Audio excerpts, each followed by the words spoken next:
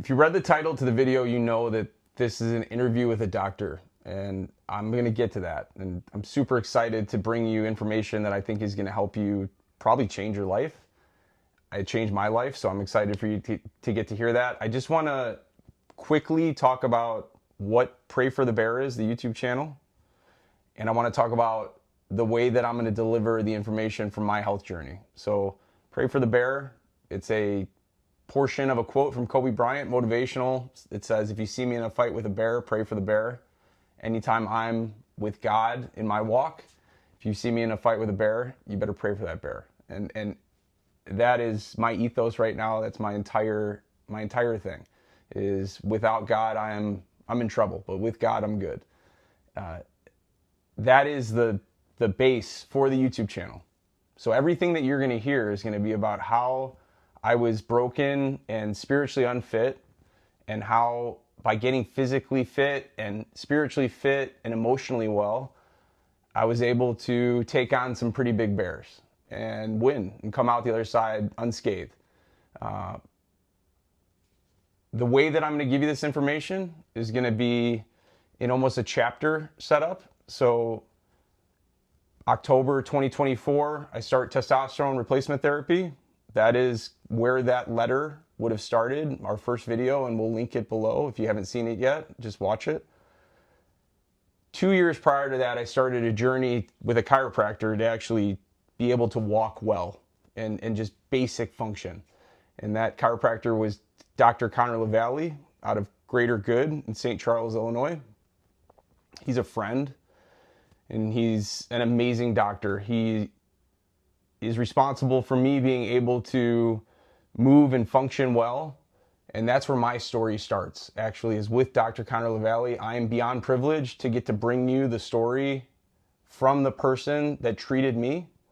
So without further ado, Dr. LaVallie.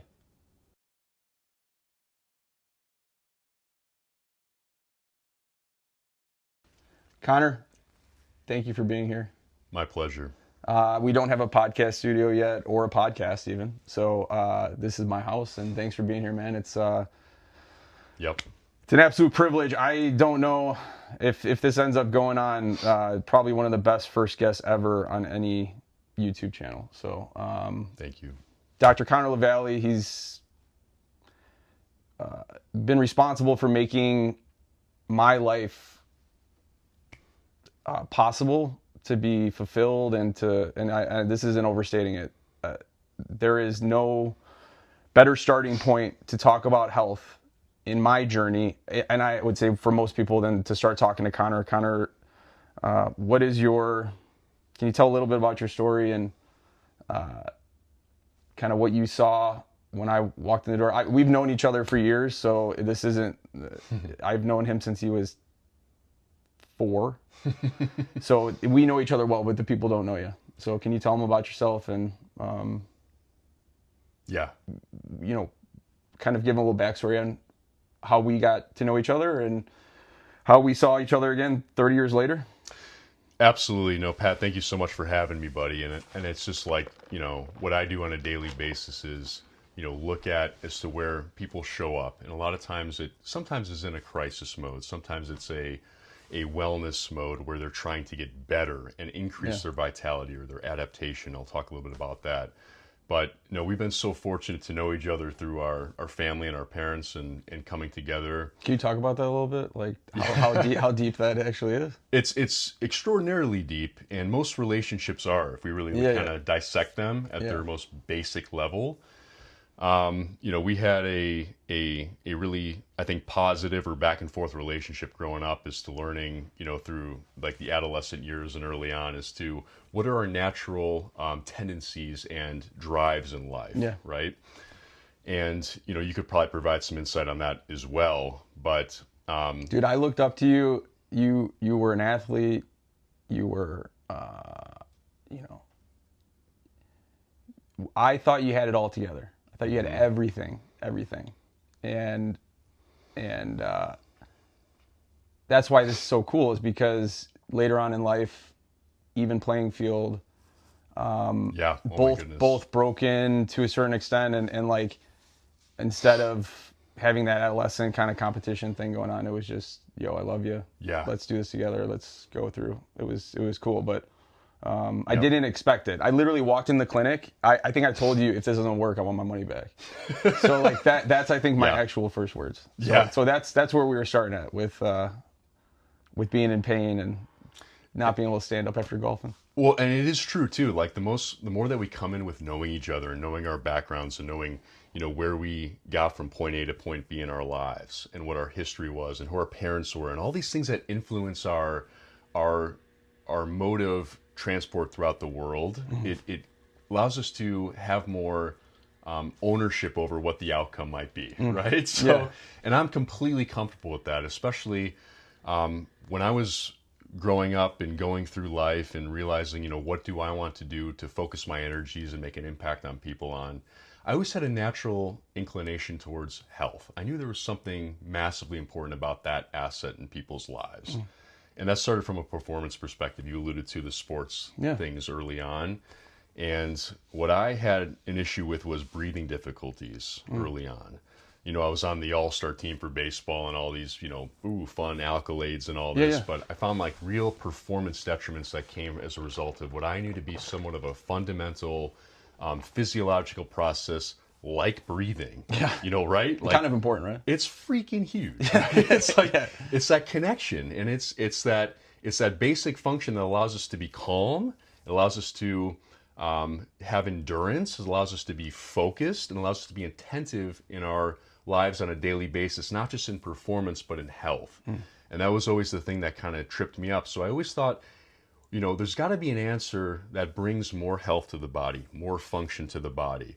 There's got to be something beyond what I can buy at, you know, X pharmacy, you know, or you know, CVS or whatnot. Just happened to be the place that was next to our house, like nose sprays and things like that, or anything you can fill in with those gaps. And that led me to really studying health from a perspective of what brings the connection to the brain and the rest of the body, and doesn't rely on things that are more drastic like drugs and surgery. Because I was recommended those procedures early on and actually went through with a few of them with no avail, no increase in what my body was capable of doing, and my body just started to continue to suffer.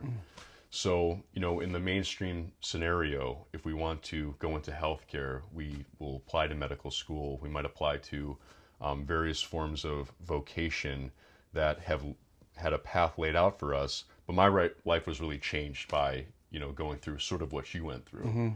And that really what it comes down to, chiropractic gets sort of a confusing or bad, or don't even want to put a label on it, but a certain reputation. I mean, my dad literally, so my dad's a lawyer, personal injury lawyer. I grew up being told that chiropractic medicine was not science and it was not medicine. Yes. So where did that come from? The biggest part of this video is people are going to see this and they're going to immediately question it because of the content, because of, we're talking about chiropractic medicine. You talk about where that came from, and like, because we will jump into the case study, but I want to give a little. When I walked in, I doubted completely because of that. It would literally, it wasn't even a possibility because chiropractic medicine wasn't medicine in my brain. Is that something that you fought against, and like, you know, how do you work with that in your own head? Absolutely, and you know, chiropractic's got a really colored history because of that, right? And there's a reason for that. There's a true, you know, we don't always. I think a lot of it is our fault as a profession, and a lot of times too, by putting science as the basis as to what we do, right, and letting that be the cornerstone that drives us in our communication and our certainty, and our ability to look patients in the eye and say, "Can I help you or not?" objectively. I always want to know those three questions. Where's the problem? Where's it coming from? What's the cause of your ailment or disease or lack of functioning or lack of vitality? Can we correct it clinically? And then can we prove it through objective measures? And that's the science part, right? That's the best part. Right? That's the part we're going to show people. Yeah. Because there's stories all about this. Like, you will have heard a story about chiropractic medicine changing somebody's life.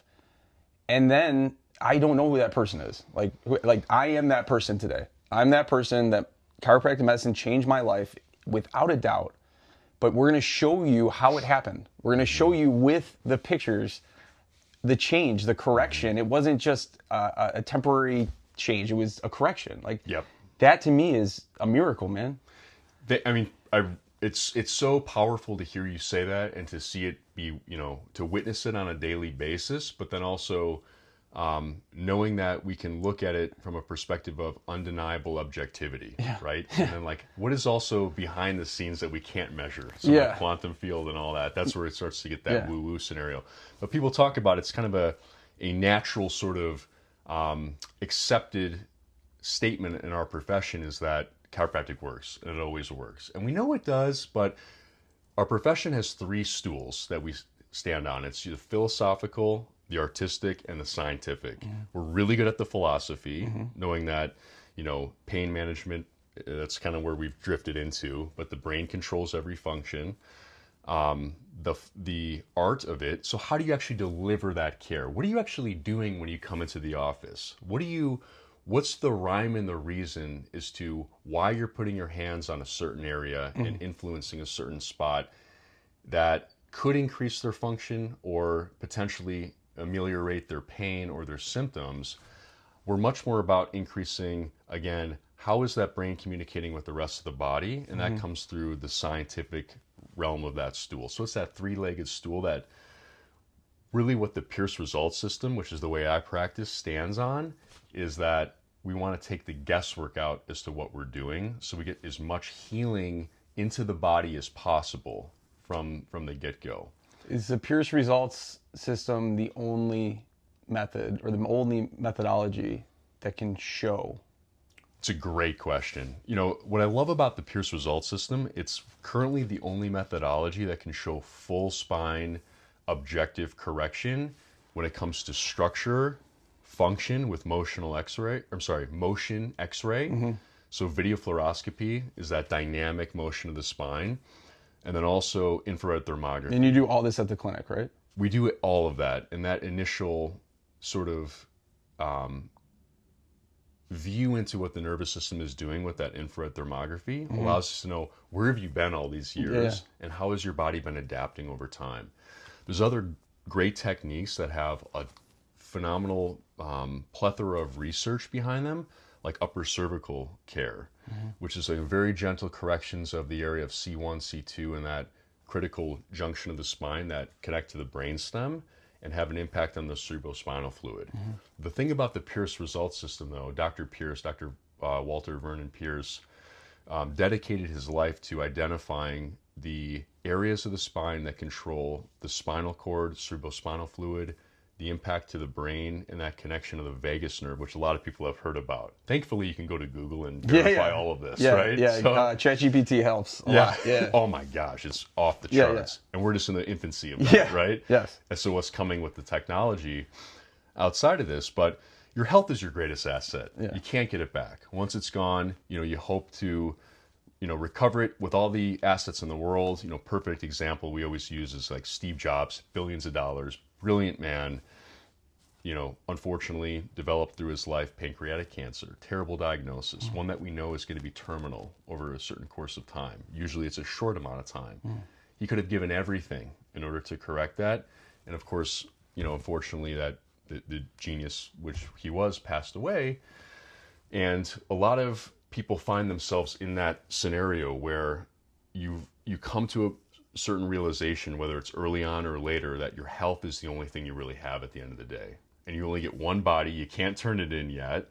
And how do we take care of it best? And how do we bring more health to your body, to your nervous system? Because that's really the master control center of every physiological function of the body is the nervous system, the brain connecting to the gut, which a lot of us are, if you're in the healthcare field, are learning about gut health, and that's really your second brain, your immune system.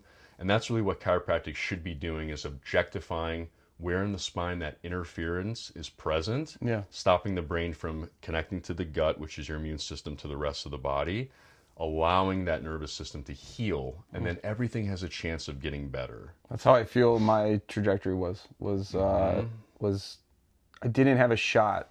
It doesn't matter. The TRT, the nutrition, the exercise, I didn't have a shot at sustained success without having that highway between my gut and my brain clear. And it was so critical. So I guess it's a good segue into like walking into your office. I thought I was hopeless. Like you did not. You pretty much said, I got you. Yeah. You're good. Yeah. So is there what did you see when I first walked in? What was, just using me, like describe it to a potential patient, somebody that is looking for results anywhere in the world. What did you see, and what should their doctor be seeing in them when they walk in that door? It's a great question, and because you saw something in me I didn't see. There's no doubt about that. You know, and knowing you from an early on perspective is helpful for getting a glimpse into where you're at from when I, saw you back in the past to now. Yeah. You know, that's an added level of depth that I got to witness. Most people come in, we do, really in-depth paperwork, want to do a history, because you know your body better than any doctor out there. I don't care, MD, DO, DC, PhD, neuroscience, whatever it is. You know your body better than all of them because you've been in it, you're living. You know where you've been, what you've been doing, and how you've been feeling, which is also tied intimately to how you're functioning. Okay. So when you came in, you look at posture. You look at how are those changes, those micro traumas, or maybe some bigger traumas like car accidents, whiplashes. How have those changes the way that you're holding your head and your body and your physical, chemical, and emotional health is reflecting those changes in your posture. And that's really what we want to look at. So when the head is forward, the head comes down. Sometimes the pelvis will tuck under us. That's how it was. Right? Exactly. It's almost like that sitting position. Yeah, like what I'm doing right now. Yeah, right?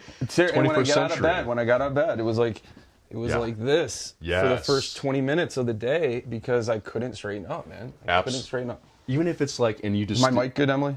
Am I good? And you just did that perfectly, right? Like that was an exaggeration of course, right? Kinda. Right? Ask my wife, man. That's how it was. Wow. And it was, I got out of bed and I could not straighten up. I'm pretty sure my pelvis was just stuck. Yeah. Yep. Yep. That's wild. And even being like a high level golfer, right? And we want to do these things that are performance based over time. But if your health is suffering prior to those performance goals, you're never going to get to that level of where your ultimate endpoint wants to be as we age, which really should be, a certain number of years. But anyway, that's exactly what happens. That neck will go straight, and that stops cerebrospinal fluid from circulating to the brain, stops that communication with the vagus nerve going to the rest of the body, like to the gut, the GI system, and that head starts to come forward. It's almost like that old man posture, if you will, right? Yeah. And that just happens like from a micro-trauma perspective over time. Just day after day, just constantly moving slightly forward, kind of. Like getting a slight injury, and then it changes it. Yeah, and then your body adapts, And adapts. It's like what's happening in my hand right now where my tendonitis is really bad because of the weakness in my pinky. I'm overcompensating in another spot. Compensating, adapting.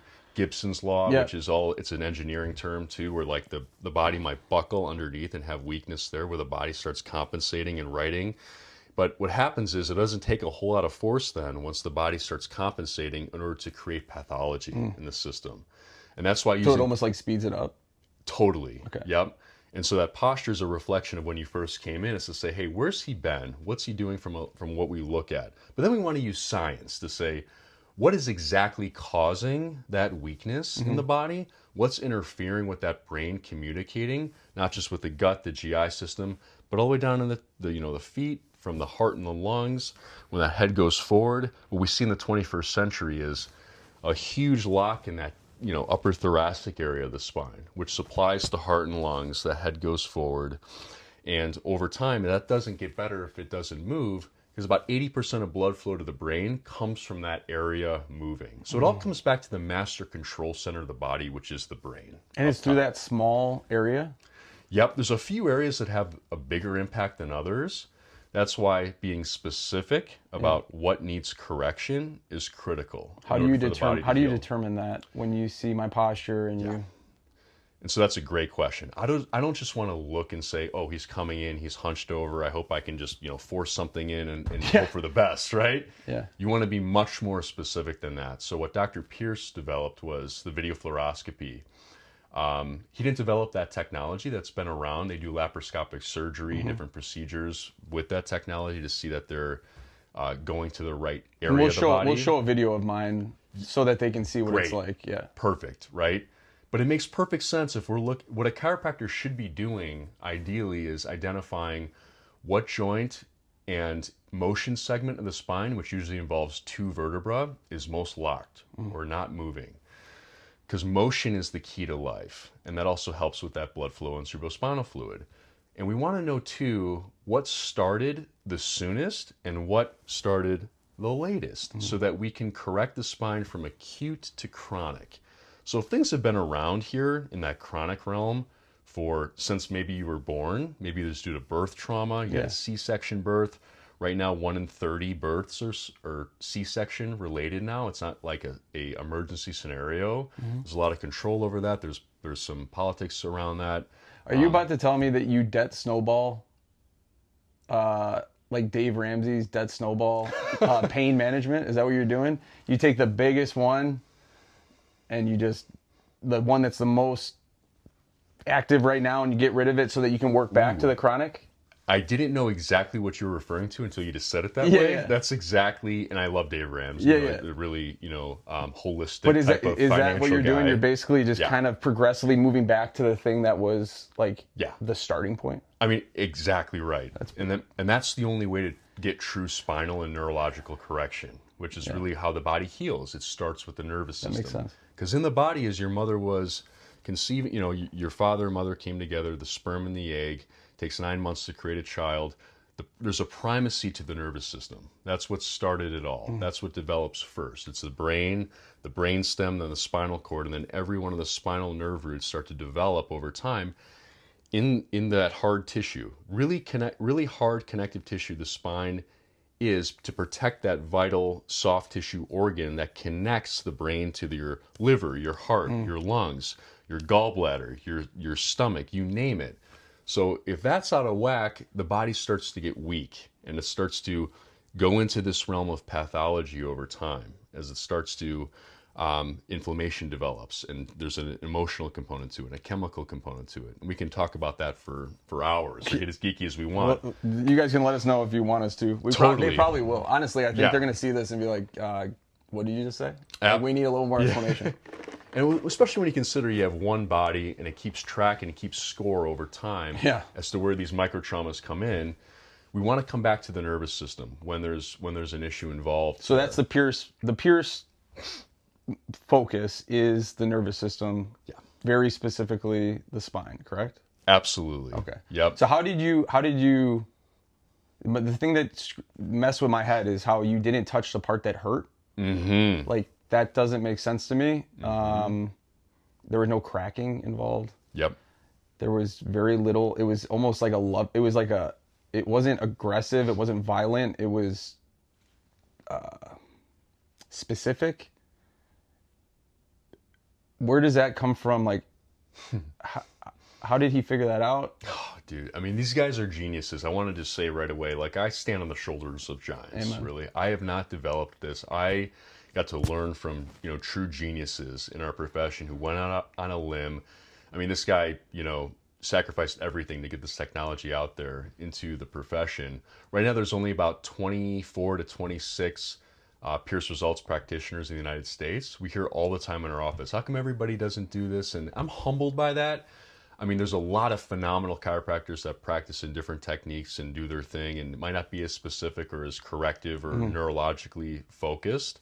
But they're getting people out of back pain, number one cause of disability. I know those things are helpful. Headaches are a major contributor to disability. A lot of times just by moving certain spinal segments, that can be helped. Yeah. But when you're getting down to the root of where correction comes from, you got to be ultra specific. And that's where these giants have really, stood from a place of we can have confidence in their, what they've figured out. And he just, every waking hour of his life was figuring out those answers.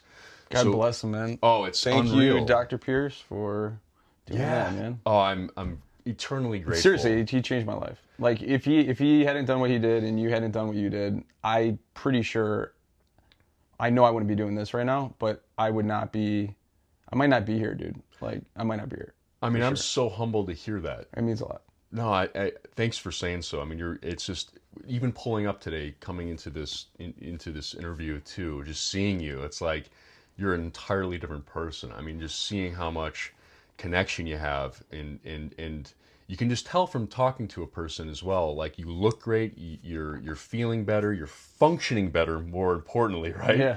And that's where the objective technology really shines, right? Talk about it. What coming in? So that's obviously the end game. The end point is I'm physically fit and healthy and happy. But can you talk about those first images? Obviously, people are going to come see you, and it's going to be much more in depth. But can you talk about those first images? And can you, if we get one point across, this is objective. This is me. This is my body. These are my pictures. I lived this one. Can you show them where I was at and what I got to in a pretty short period of time? We're definitely going to show that, and like, this is something where you talked about having the confidence when you came in earlier. Yeah. Again, that confidence comes from these giants that I've learned from, of course. But when you talked about also, I'm not touching the areas of pain, that comes from knowing how are you functioning, and then feeling follows function, and that's where correction comes in. So when we do a thermography scan, I want to know, how is that nervous system adapting? Because again, it tells your heart to beat, your lungs to breathe, your food to digest. Mm-hmm. It's the physiological adaptation and connection to the rest of the body. And instead of trying just to ameliorate it with some type of, supplement or some type of drug, or God forbid, a surgery down the line, mm-hmm. we want to know, how can we increase that connection? So, when you come in that first scan, we're looking for something very specific. What is the autonomic nervous system doing in terms of, are you locked in fight or flight? There's two branches, or actually three branches. Yeah, can you explain those real quick? Just because they're going to hear the terminology, and it's going to be just quickly. Yeah, it's really the gold standard for measuring how your nervous system's adapting. And adaptation really is what health should be in terms of the wording. Because when you're adapting, you're healthy. When we look at, you go to a hospital, God forbid somebody comes in, there's a huge trauma, maybe a car accident, or something that happens in the short term where they pass away. What do we see as a flat line on those readings? That's death. Health is really dynamic disequilibrium. So you're constantly adapting to your environment. Just like heart rate variability. You see it in the literature all the time. Mm-hmm. It's really one of the gold standards for measuring how your autonomic nervous system's functioning. Low heart rate variability means that you're not adapting. It's low. Your variability in that heart rate and how your nervous system is communicating with the environment isn't changing based on those inputs. So high heart rate variability says, hey, that autonomic nervous system is going healthfully between that fight or flight and that rest and digest aspect as to what keeps us moving about the world in a state of vitality. So that thermography is a window into that. So we look at the very upper cervical spine, where that entrance and exit of that cerebrospinal fluid and blood flow circulates from the sacrum. Can you show it on me? Where, like, just point on where? Yeah, totally. So all the way up here, like right at the base, where that C1, C2 Do we got this, Emily, on camera? Yeah. Cool. Comes in up top, and then very close down here, right where I can feel these 2 points. They call it the posterior superior iliac spine, right where L5 sits. And then the sacrum's the triangle bone at the base of the spine. Some people have heard of craniosacral therapy, but these two areas pump that cerebrospinal fluid that bathes the brain and the rest of the body. So if you have a really hot spot, like or that thermography shows up as pathologically in a heated scenario at the neck, that tells us that we're in more of a fight or flight zone. And it's very predictable. Dr. Pierce called that the death scan. I had that. That was really bad when I came in, right? You did, and we'll show that too. So that really deep red up at the top, and then cold at the bottom, more chronic. And when your pelvis was this, right? So it was sitting like this, like that head, the neck was straight and that head was forward. And like we're looking at, that's more like exaggerated, but then you see those old people like this. And that's accelerated death and lack of vitality, a lack of function. So what we know too, was most acute in those scenarios is usually like a mid-cervical lock. So at some point that neck goes straight. that stretches the spinal cord like 5 to 7 centimeters. Stops that cerebrospinal fluid and blood flow from circulating to the brain, the rest of the body. But from a structural perspective, it brings that head forward.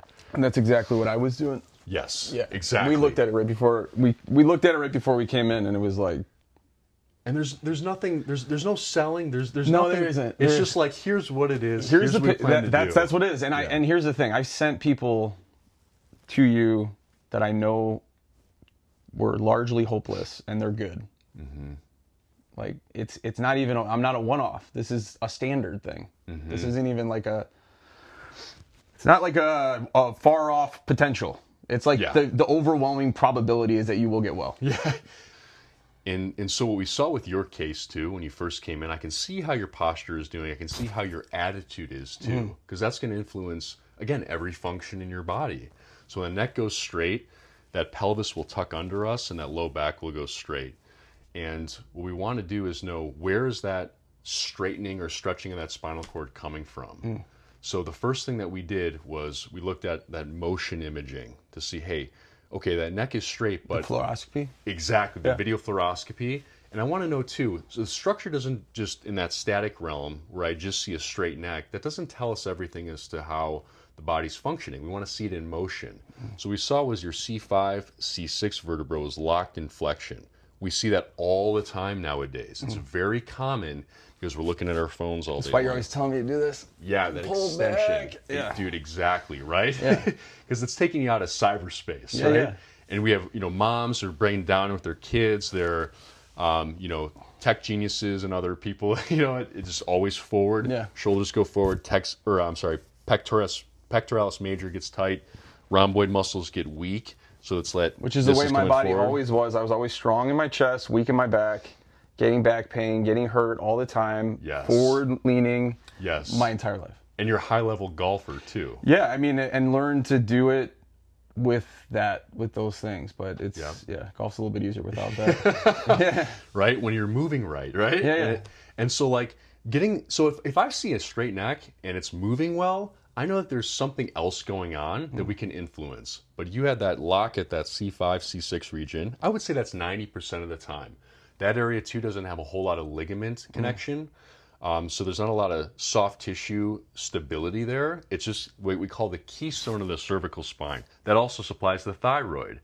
So which is like the most misdiagnosed issue in medicine. I'm pretty sure. I think Peter Tia just said that. I think it was just quite literally most of the time you should look elsewhere. There's no doubt. Yeah, it's a master control center of the body when the thyroid gets influenced, and being the keystone of the neck, really what our species is for is procreation, right? If beyond that, we now live to be in our 80s, 90s, life expectancy, you can talk about those statistics. But, we have a lot more years than we used to have. So, in other words, we got to keep our body, that one scenario that we have, going strong. But that C5, C6 region controls not just that posture and that connection to the brain, but the thyroid. So a lot of people have metabolism issues, waking problems. They don't know where it's coming from. All from a lock in that region, because that blood supply and that nerve supply isn't getting to those vital organs the way that it's supposed to. And that comes back to the primacy of the nervous system. Brain. Can you describe primacy? Like when you use that, what you're... Yeah. And so that's the first thing to develop whenever the child starts to come through that conception, after the sperm and the egg come together. The spinal cord is the first thing to come about, brain stem, and the brain itself. And then that outer casing of the vertebra starts to develop to protect that vital tissue. And then over time, the spinal nerve roots start to develop and connect to develop the organs. So you can't have anything in the body without the brain and the spinal cord. That's what I mean by primacy. It's the first thing to develop. So it all comes back to that as well as adults. It makes sense to be the first place that we start. It's the foundation. It's absolutely true, the foundation. And it's all about, really, when it comes to what we're adjusting and what we're correcting, it's what's interfering with that brain connecting to the rest of the body. So you had that C5, C6 lock. That's going to have an impact on the thyroid, but also breathing difficulties. That was what my life was saved with through chiropractic. I was very much in exercise, nutrition, obsessed with those things. because I knew that helped me with performance early on with some of my hangups, which we can talk about at a different time. But there's nothing that replaces spinal correction, because it gets back to that primacy in the way that the body should be functioning for optimal health. So C5, C6 was locked, and then that upper thoracic T1, T2, T3. We see that all the time nowadays because of that cyberspace that we're in, right? Head going forward, but that supplies the heart and the lungs. So that'll also change the way the pelvis sits and that cerebrospinal fluid pump. And the reason that's so important, the cerebrospinal fluid, is because that is the garbage disposal system of the brain. So when we talk about changing the brain, changing the way that your health is from the inside out on all these different things, we have people come in with maybe, neck pain, back pain, headaches, these really typical things. They talk about their digestion getting better, their sleep is getting better, sex drive, libido, their growth is plateaus. Like my physical fitness plateaus weren't the same. Connor, I told you I didn't understand it, and they'll never understand that this was a process that you and I went over like 2 years, me kind of understanding slowly. But what I described to you, and I think millions and millions of people can feel this, I felt like there was a restriction right at my neck from my brain to my gut that was like a pinched garden hose. And as soon as you open that up, as soon as that opened up, both pelvis and neck, my life changed. Is that something you see often? Absolutely. I mean, there's no question about it. And I say that humbly. I know, right? I know, dude. It's I know. like every time somebody comes in, like you have to remain humble. You have to, but the certainty comes through the science as to what's going on and how that, what's the neurology, what's the physiology, the biochemistry that changes as a result of delivering that adjustment. And really removing that interference, again, that allows the chemical and the electricity of the body to do what it's designed to do. And you can do that.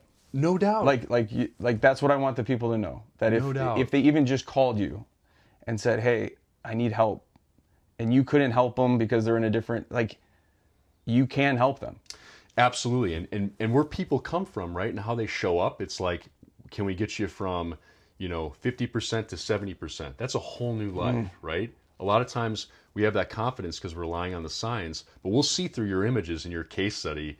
It's as clear as day as to where you were and where you are going forward. And we have that confidence because we've seen so many case studies and we know how the body works, and we're objectifying it through that scientific arm of chiropractic that a lot of the profession has left behind or maybe didn't get the right training. I think it's ignorance. It's not malicious. No. It's not on purpose. No. It's ignorance. Because I'm in an industry that it's just everybody in their industry will think that what they're doing is right, because then they wouldn't do it. What I'm hoping with this video is 14,000 chiropractors in the country see this, and they just acknowledge it, and they say that is a real thing. That's real. And the reason why I want the chiropractors to do it is because as soon as they do it, it's going to be a domino. My primary goal is that people get well. That's it. Oh, and I did get well. I would like to go in the next video, or if we do this again, I want to go into the actual adjustments and what happens. Love it. And I want to do that. But I guess the reason why I wanted to make this video is because if there's one thing that I was going to put out there in the world besides that letter to myself, this would be it. Because it's so critical. Like I can't. So if you had to tell your future patient, and really you didn't sponsor this, you're not paying me, there's no money involved with this. So if you had to tell a future patient one thing about hope for their future, what would you say? I'm laughing right now because you took the word out of my mind, is that there's absolute hope. Because it's the one thing that I hear all the time. People will come in from, you name the specialist, you name the avenue, the twisty road that they came in the healthcare system, and we have the best scenarios that comes to trauma care and some of the more acute issues. Exactly. We don't do a really good job with healthcare, right? From a true health perspective of bringing more vitality to the body and that an individual. so that there is hope and that there is a path that's been laid out that really gives us confidence as to what has caused the problem from the start and how to go forward by bringing that scenario to a place of adaptation and healing. You know, you can use those terms. And so hope is really there, and you know, looking at it from a different paradigm and perspective can be all the difference. And I'm so grateful for those who've gone before us and before me. I always said too, early on in club, I've been fortunate to be in the system for a long time now. I'm teaching on the doctoral board, and I always told the students was that if I'm going to make an adjustment, and I'm going to do it on any human being, I want to treat them like their family. Is it my grandmother, my great-grandmother, my father, my mother? Am I knowing I'm on the right segment at the right time, delivering that thrust to increase as much health and healing potential as possible? And I want that patient to be ultra confident and clear as to what we're doing. I always tell them, like, I don't need to tell you anything. You're going to see exactly what I see. You're going to know where the problem is, what to expect, and then we're going to measure that objectively, clinically, without guesswork involved, so that we're all on the same page and we know what is going to be happening, just like the standard of care in medicine should be. But we want to bring it to chiropractic and dealing with what's really causing your body to function well, which is that brain connection to the gut and the rest of the body. Brother Connor, I love you. Love you, man. Thank you. My pleasure. Thank you for sitting here, and I just pray that people can see this. If it's just one, like, I just appreciate you so much, man. Thank you so much. My pleasure, buddy. We'll do it again soon. You got it, man. Absolutely.